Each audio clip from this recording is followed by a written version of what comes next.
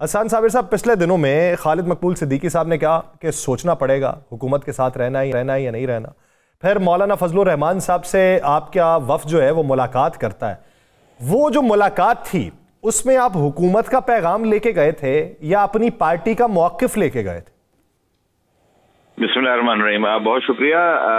देखिए, MQM जब भी हुकूमत का हिस्सा बनती है तो MQM अपने जाती नहीं बल्कि मुल्की मफाद की खातिर हुकूमत को ज्वाइन करती है और इस अमल के अंदर अपना हिस्सा डालने की कोशिश करते हैं कि इस शहर के जरिए जो पाकिस्तान को रेवेन्यू जनरेट करके देने वाला शहर है उसकी कोई बेहतरी के लिए, उसमें रहने वाले लोगों के लिए कोई अच्छी खबर जो है वो हुकूमत की तरफ से आए।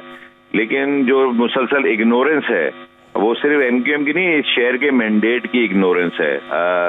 पिछले दिनों से आप जो देख रहे हैं पाकिस्तान में जो सूरत हाल यकसर तब्दील होती चली जा रही है। MQM ने कभी भी अपने जाती किसी भी मेंबर ने अपने मफाद के लिए कोई बात नहीं की है। हम मुल्क की मफाद की, शहर के मफाद की बात करते आ रहे हैं। हम अनकंडीशनल सपोर्ट भी करते रहे, पार्टी को कर रहे हैं, नून लीग को, और हम अनकंडीशनल वोट भी करते हैं। हमने कभी कोई डिमांड नहीं रखी। हमारी डिमांड क्या थी हुकूमत में आने से पहले कि जो शहरी हुकूक हैं, जो शहरी हुकूमतें हैं, उनको इख्तियार दिया जाए ताकि लोगों के मसाइल और हल हों। न सिर्फ कराची बल्कि पूरे पाकिस्तान में एक यूनिफॉर्मिटी कायम होनी चाहिए, एक कानून साजी होनी चाहिए। 2010 में जब 18वीं तरमीम की गई थी और उसमें आर्टिकल 140A इंसर्ट किया गया। 140A का मतलब यह था कि थर्ड ईयर ऑफ गवर्नमेंट जो कि लोकल गवर्नमेंट है उसको पॉलिटिकल, एडमिनिस्ट्रेटिव और फाइनेंशियल मैटर्स जो है वो डिवॉल्व करने के लिए कहा गया जितनी भी प्रोविंशियल गवर्नमेंट्स हैं। लेकिन 14 साल गुजर जाने के बावजूद आज तक इस पर कोई ना तो डिबेट कभी किसी प्रोविंस में या वफाक में की गई, ना ही इन तमाम इख्तियारात को डिवॉल्व किया गया। मोस्ट इम्पोर्टेंट है कि MQM ने इस 18वीं तरमीम के आर्टिकल 140A को तशरीह के लिए सुप्रीम कोर्ट में भी लेकर 2022 में सुप्रीम कोर्ट ने भी इसकी तशरीह करके ये कहा कि इन इख्तियारात को फौरी तौर पर डिवॉल्व कर दिया जाए। तो हम तो इस उम्मीद के साथ वफाक में सपोर्ट कर रहे हैं कि कभी ना कभी किसी ना किसी दिन ये इख्तियार लोकल गवर्नमेंट को, देखिए पूरे पाकिस्तान में तो MQM की लोकल गवर्नमेंट नहीं है, कराची में भी इस वक्त MQM की लोकल गवर्नमेंट नहीं है, हैदराबाद में भी नहीं है, लेकिन जिनकी भी है, चाहे वो पीपल्स पार्टी का मेयर बना हुआ है, उसको इख्तियारात तो दो ताकि निचली सतह के ऊपर जब इख्तियारात होंगे तो आम आदमी के मसाइल का हल वहीं से होगा। पानी का मसला हल करना है MNA MPA का काम नहीं है, गटर की लाइनें खुलवाना MNA MPA का काम नहीं है, तो सड़कों की तामीर करना MNA MPA का काम नहीं है, ये लोकल गवर्नमेंट के काम है, मेयर का काम है। उसको इख्तियार मिलेगा तो वो करेगा। एक लोकल बॉडी के मिनिस्टर से पूरे सूबे को नहीं चलाया जा सकता। अच्छा, आपकी बात दुरुस्त है। MQM ने हमेशा कराची की, बल्कि सिंध की, क्या पाकिस्तान की बात की। आपने बाय रिटर्न में भी मुआहिदा किया, उस वक्त भी किया जब PDM की हुकूमत थी, उसके बाद अब भी आके आप अपने मुतालबात के लेकर आ रहे हैं। क्या आपके मुतालबात मंजूर हो गए, उस पर अमल हो गया या नहीं हुआ? देखें, जब 26वीं तरमीम आ रही थी हमने उस वक्त भी अपने इत्तेहादी जो हुकूमत है हमने उनसे ये बात की थी कि इस 26वीं तरमीम के अंदर इस हमारे बिल को भी ऐड कर दिया जाए। तो उस वक्त हमसे ये फरमाया गया हुकूमत की जानिब से कि हम 26वीं नहीं 27वीं तरमीम भी एक पेश करेंगे। 26वीं तरमीम एक अलग सब्जेक्ट के ऊपर है, 27वीं तरमीम इन जनरल लेके आने की कोशिश की जाएगी। एक नैरेटिव बिल्ड किया जाएगा, तमाम जमातों को जो है वो उसमें कॉन्फिडेंस में लिया जाएगा। लेकिन ये 26वीं तरमीम को भी अभी 2 महीने हो गए हैं।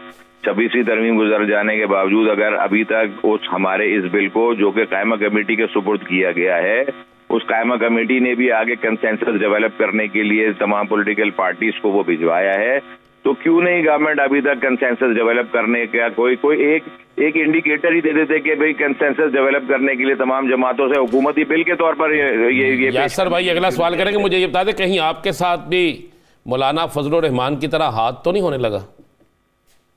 देखिए, MQM के साथ हाथ तो नहीं हुआ, लेकिन धोखा जरूर हमेशा से होता चला आया है। और क्योंकि हम सिंपल बात करते हैं, कोई किसी जाती मफाद की बात नहीं करते, हम अपनी बात करते नहीं है, हम मफाद की अपने लिए किसी मफाद की बात नहीं करते। हम कोशिश ये करते हैं कि जो लोगों के, आम आदमी की बेहतरी के लिए हो वो काम हो जाना चाहिए। तो वो जब भी कभी एमक्यूएम को किसी ने हाथ या धोखा देने की कोशिश की तो एमक्यूएम ने डेफिनेटली हुकूमत का साथ छोड़ा भी है। ये माजी से आप इसको बिल्कुल टैली कर सकते हैं कि एमक्यूएम ने। हसन साहब ये बताइए, राबिता कमेटी ने अब तक फाइनल क्या किया है, जब आप ये समझते हैं?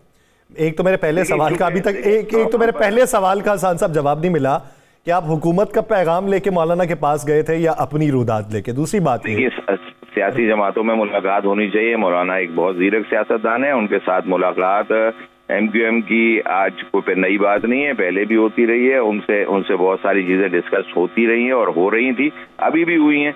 उसमें तमाम चीजें देखें, ये इस वक्त का जो एजेंडा है वो भी डिस्कस हुआ है। ये जो तरमीम, क्योंकि देखें फेडरल मिनिस्ट्री ऑफ एजुकेशन जो है वो एमक्यूएम के पास है, खालिद मकबूल भाई उसके वजीर हैं, और ये सारी चीजें डिस्कस करना उनके साथ भी जरूरी था कि क्या उनके एतराजात क्या हैं, तो उसको बेहतर अंदाज में रिजॉल्व करने की कोशिश करेंगे। मौलाना साहब से तो एक मिनिस्टर की हैसियत से भी और ये सारी चीजें डिस्कशन में रही हैं।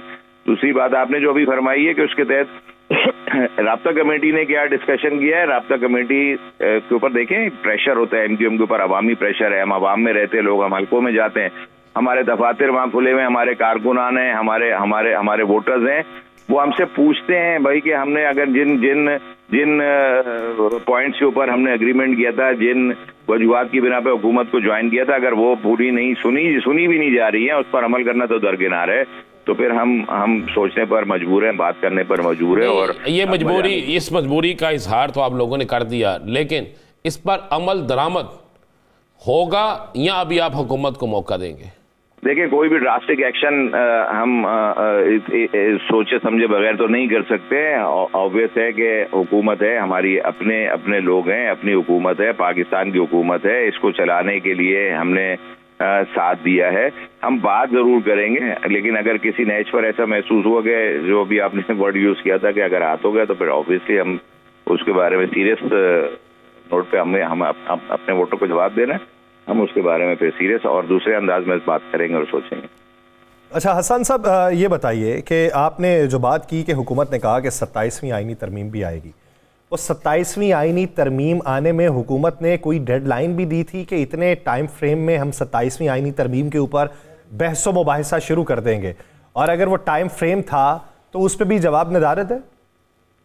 देखिए, हम यही चाहते हैं, एमक्यूएम क्या रही है, एमक्यूएम यही चाहती है कि इस पर एक डेडलाइन मुकर्रर की जाए, इसके ऊपर एक टाइम फ्रेम दिया जाए, इसके अंदर जो कंसेंसस बनाना है, हुकूमत ने जिसका हमसे वादा किया था वो कंसेंसस के लिए कोई टाइम फ्रेम डिजाइन किया जाए, लोगों की जिम्मेदारी लगाई जाए, हुकूमती वुज़रा की जिम्मेदारी लगाई जाए, वो कौन किससे क्या बात करेगा उसकी जिम्मेदारी लगाए।